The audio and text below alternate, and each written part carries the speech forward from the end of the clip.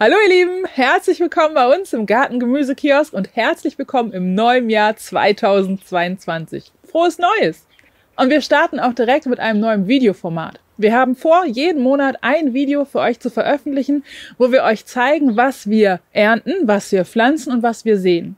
Was uns unheimlich gefreut hat, war euer Feedback. Denn ganz viele von euch haben uns zurückgemeldet, dass sie es super finden, wenn wir Tipps immer mal wieder geben und auch selbst, wenn die sich wiederholen, weil es eine Erinnerung ist. Und es kommt ja immer wieder was Neues dazu. Auch wir lernen ja gerne von euch.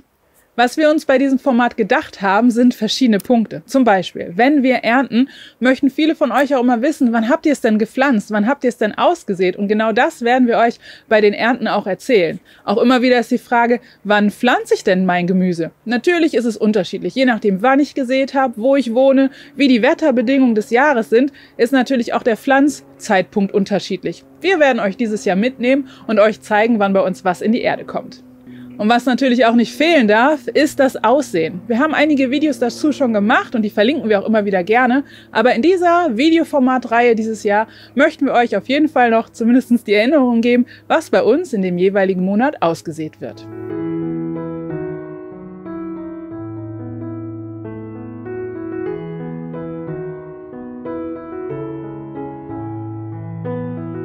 Beginnen wir direkt mit der Ernte. Natürlich wissen wir alle, haben wir seit vielen Jahren gelernt, dass es im Winter unheimlich viel Lagergemüse gibt. Aber wir können natürlich auch direkt frisch ernten, wenn wir so ein paar Tricks beherzigen. Wie zum Beispiel bei uns mit dem Wurzelgemüse. Die hier habe ich eben aus der Erde gezogen und das sind, ihr wisst es, genau, das sind Haferwurzeln. Hier kann ich auch das Grün dazu essen und die haben wir bei uns im Hochbeet stehen, abgemulcht, habt ihr vielleicht schon mal gesehen. Und da stehen nicht nur die Haferwurzeln, da stehen auch noch die Schwarzwurzeln und die Pastinaken, die wir so über den Winter nach Bedarf ernten können. Aber wann haben wir die ausgesät?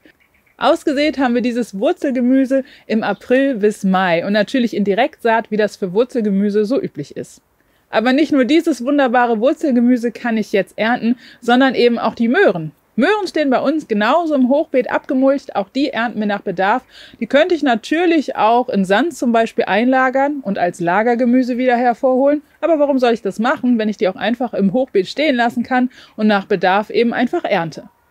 Und wenn wir an die Aussaat denken von den Möhren, dann haben wir hier ein Zeitfenster von März bis Juli. Die Möhren, die wir jetzt aber im Hochbeet haben, die haben wir im Mai ausgesät.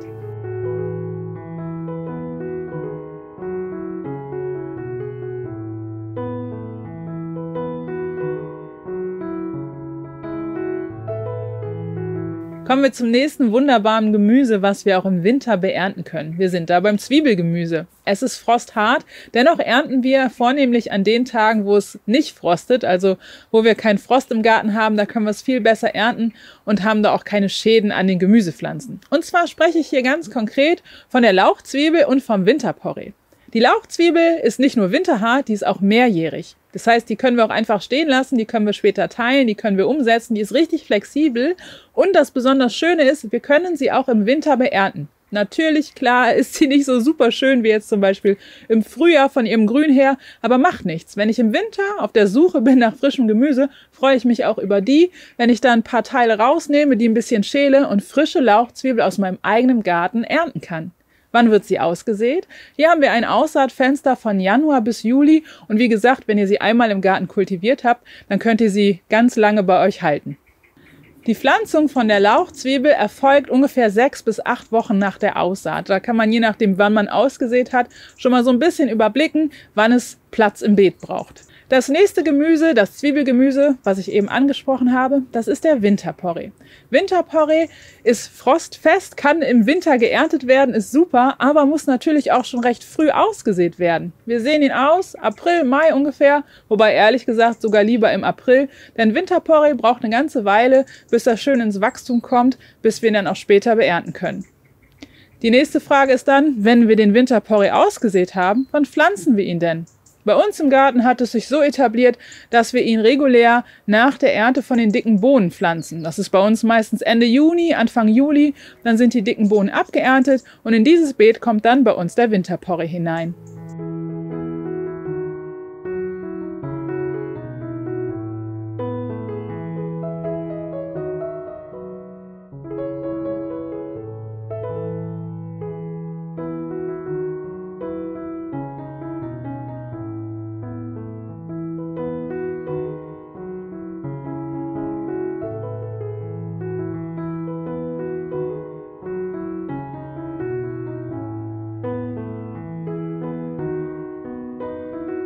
Natürlich gibt es im Januar noch mehr schöne Dinge zu ernten, und zwar zum Beispiel Kohl wie Rosenkohl. Rosenkohl ernten wir sogar, wenn es friert, das ist kein Problem, aber auch die frischen grünen Blätter von Grünkohl und Palmkohl ernten wir bereits jetzt im Januar und freuen uns sehr darüber. Der Rosenkohl als Wintergemüse muss natürlich auch recht früh ausgesät werden. Also auch hier sind wir bei April, Mai, je früher, desto besser. Neben einem sonnigen Standort müssen wir natürlich noch schauen, wo er gepflanzt werden kann. Bei uns ist das meistens nach dem Spinat, das ist dann Ende Mai, Anfang Juni. Beim Grünkohl und beim Palmkohl, da erfolgt die Aussaat bei uns entweder im April oder spätestens dann im Mai. Und wann kommt er in die Erde als Jungpflanze? Bei uns ist es dann von Ende Mai bis Ende Juni. Also da können wir uns im Gegensatz zum Rosenkohl noch ein bisschen länger Zeit lassen.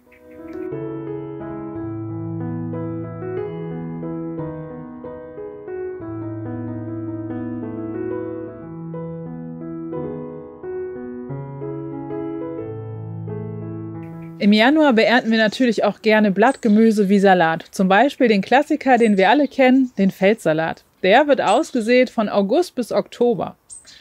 Aber neben dem Feldsalat gibt es natürlich noch anderes schönes Grünzeugsalat, was wir jetzt beernten können. Und zwar spreche ich hier von dem unheimlich milden Postelein und eben auch von der Winterkresse.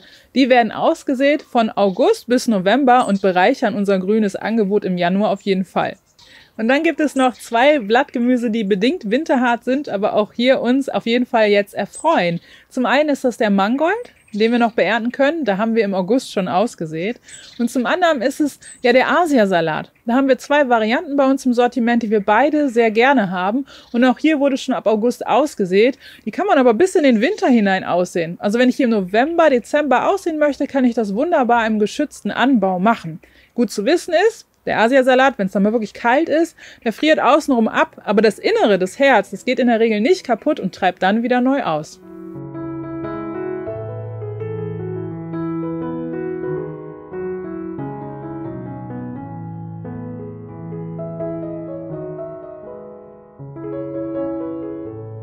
Wen wir natürlich nicht vergessen dürfen, wenn wir von der Ernte im Januar sprechen, das sind unsere Kartoffeln, unsere Winterkartoffeln. Das haben wir jetzt einige Jahre so praktiziert und das funktioniert super. Worauf müssen wir achten? Zum einen ist es wichtig, dass wir eine Sorte wählen, die möglichst sehr spät eingeordnet wird und die eine gewisse Resistenz gegen die Kraut- und Braunfäule aufweist. Bei uns sind es aktuell zwei Sorten, die Erdgold, eine eher mehlige, und eben auch die Sapomira, die eher eine feste Kartoffel darstellt. Wenn ihr da übrigens noch Tipps habt für weitere Sorten, schreibt sie gerne in die Kommentare. Wir machen das so, dass wir unser Kartoffelbeet einfach ordentlich abmulchen und wenn es dann friert, so wie letztens, dann kann ich den Mulch gefroren einfach zur Seite nehmen und darunter meine Kartoffeln ausbuddeln und ernten. Falls ihr im Garten Probleme mit der Wühlmaus habt, dann ist das vielleicht nicht die optimale Variante. Dann müssten wir vielleicht die Kartoffeln abernten und sie dann in einer wühlmaussicheren Erdmiete über den Winter lagern.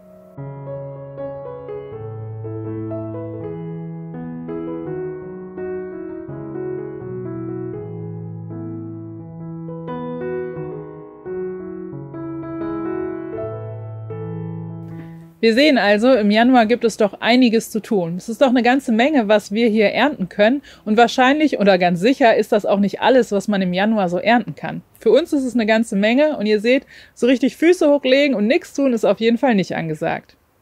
Für uns ist es auch wichtig zu erwähnen, dass wir Wert darauf legen, zum einen alte, bewährte Sorten anzubauen, zu pflegen und auch anzubieten, auf der anderen Seite aber auch neue Sorten, die unter ökologischen Gesichtspunkten gezüchtet werden, auch mit in die Gärten reinzubringen.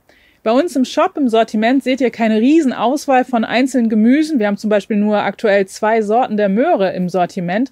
Es ist uns aber wichtig, euch zu zeigen, das ist das Gemüse, was wir bei uns anbauen, was wir euch in den Videos zeigen und was funktioniert. Und das ist eben auch das Gemüse, das Saatgut, was bei uns im Shop erhältlich ist.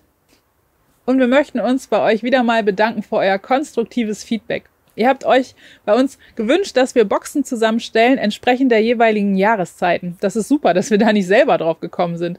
Natürlich gibt es bei uns unsere Aussaatbox, die komplette, aber das ist sicherlich gerade für Starter ein bisschen zu viel Saatgut. Deswegen gibt es jetzt bei uns im Shop die Boxen Frühjahr, Sommer, Herbst und da haben wir das jeweilige Saatgut zusammengestellt, was genau in diese Zeit reinpasst.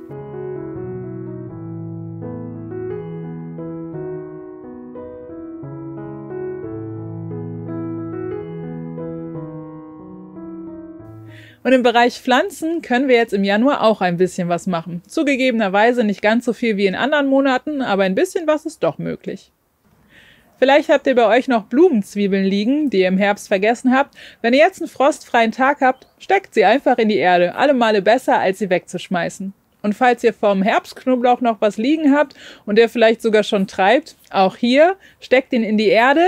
Der wird wahrscheinlich nicht so einen guten Vorsprung haben wie der, den ihr im Herbst schon gesteckt habt, aber wachsen wird er trotzdem. Eine andere schöne Sache, die ihr im Januar machen könnt, ist Steckholz zu schneiden. Und zwar von den Johannisbeeren oder auch von den Stachelbeeren. Gerade interessant, wenn ihr neue Pflanzen ziehen möchtet oder wenn ihr wisst, da kommt noch ein neues Gartenstück auf euch zu, das ihr bepflanzen möchtet mit Obst, dann ist das jetzt im Januar eine schöne Idee.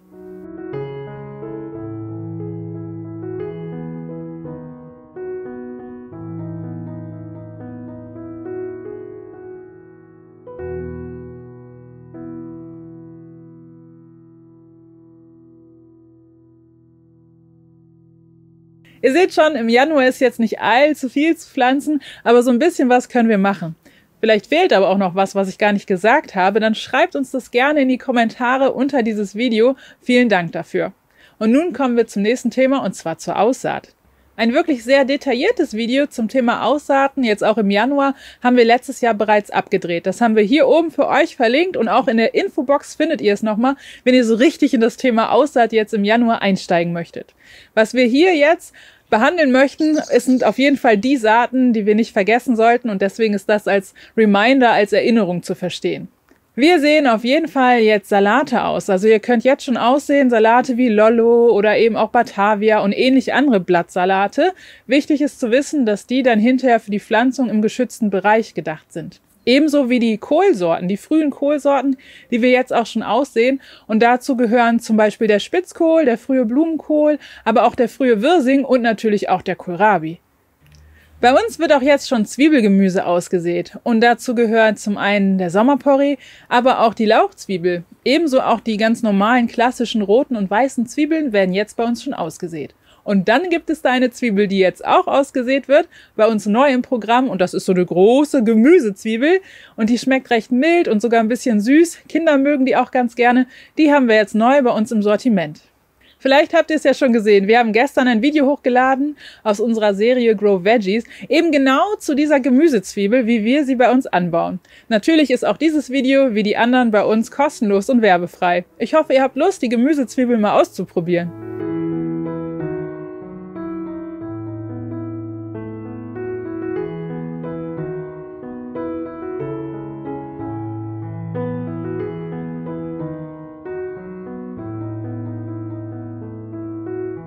Im Bereich Fruchtgemüse haben wir noch zwei Kandidaten, die wir jetzt im Januar schon aussehen. Zum einen sind es die Chili, die brauchen ja ein bisschen länger, bis sie dann wirklich in Fahrt kommen. Und bei den Pepino ist es ähnlich, deswegen werden die auch schon jetzt im Januar ausgesät. Wir wollen natürlich im gleichen Jahr noch was ernten. Vielleicht seid ihr auch große Fans der roten Beete, dann könnt ihr sie jetzt im Januar schon aussehen, schon vorziehen. Ja wirklich, das funktioniert. Okay, es braucht ein paar kleine Tricks, aber die erzähle ich euch jetzt. Wenn wir die rote Beete vorziehen, dann ist es wichtig, dass wir darauf achten, dass sie keinen Frost abbekommt. Denn wenn einmal Frost da drüber zieht, dann wächst sie zwar weiter, aber sie wird in Blüte gehen. Sie bildet dann keine Knolle mehr, keine rote Beete, die wir ja schlussendlich ernten möchten. Gepflanzt werden die Jungpflanzen dann bei uns im März, und zwar geschützt, frostfrei, zum Beispiel in einem entsprechenden Gewächshaus oder eben in einem anderen Beet. Gemeint ist das Mistbeet. Was ist ein Mistbeet? Ich nehme zum Beispiel mein Hochbeet und nehme einen großen Teil Erde, trage ich ab, zum Beispiel so 50 cm ungefähr. Dann kommt Mist rein und dabei ist es super wichtig, dass es frischer Mist ist, dass der arbeitet, dass der wärmt, also dass der Wärme produziert, dann funktioniert es nämlich. Erde kommt wieder drauf, wir pflanzen unsere Jungpflanzen. Wir wollen ja nicht, dass sie direkt an dem scharfen Mist sind, das wäre nämlich zu viel.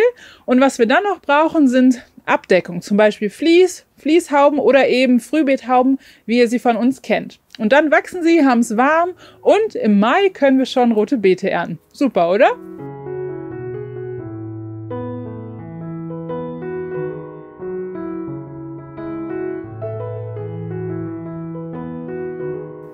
Wenn ihr im Januar schon aussehen möchtet, dann ist es wichtig, zwei Dinge zu beachten. Das eine ist, dass ihr genügend Licht habt, also es muss hell genug sein, wir brauchen also ein Kunstlicht. Und das andere ist, dass wir eine Räumlichkeit haben, die die richtige Temperatur hat. Unserer Erfahrung nach sind das so 15 Grad, die machen uns flexibel. Das heißt, Pflanzen, die es wärmer brauchen, denen können wir einen Impuls von unten geben, da können wir die Keimung auch realisieren. Aber mit so einer Temperatur sind wir flexibel und können möglichst viele Kulturen so unterstützen und zur Keimung bringen. Was natürlich auch wichtig ist, ist die richtige Ausstattung. Was wir benutzen und über die Jahre als empfehlenswert ja euch weitergeben können, das haben wir hier oben in dem Video schon zusammengetragen und euch ausgiebig vorgestellt. Schaut da gerne mal rein, wenn ihr euch noch überlegt, wie ihr euch gut ausstatten könnt.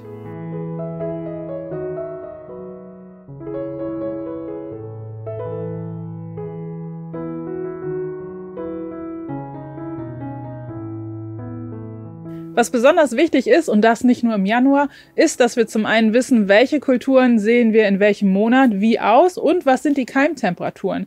Wir haben das alles zusammengefasst in unserem Aussaatkalender, jetzt gerade für die neuen Zuschauer, wenn ihr Lust habt aufs Garteln. Mit dem Kalender seid ihr gut aufgestellt und könnt jeden Monat gucken, was ausgesät wird und vor allen Dingen auch, wie die Keimtemperatur sein muss. Denn wenn die nicht stimmt, dann funktioniert es auch mit dem besten Saatgut nicht. Wir freuen uns, wenn euch das Video gefallen hat. Über einen Daumen nach oben freuen wir uns wie immer. Und vor allen Dingen freuen wir uns auch über euer Feedback. Was haltet ihr von dieser neuen Serie, die wir dieses Jahr umsetzen möchten? Schreibt uns das gerne in die Kommentare, da freuen wir uns drauf. Und wenn ihr noch mehr Lust habt auf Garten, auf diese Saison, haben wir was verlinkt zum Weiterschauen. Einmal hier oben unsere kostenlose Playlist der kurzen Anbauvideos, unsere Grow Veggie Videos. Und hier unten unsere Playlist der ganzen Aussaatvideos. Da haben wir detailliert von Monat zu Monat gezeigt, was wir aussehen, wie und worauf wir achten. Also ich hoffe, ihr habt Lust auf Garten. 2022 wird besonders schön, hoffe ich mal, glaube ich auch. Ich sage mal bis zum nächsten Mal. Tschüss, eure Jen.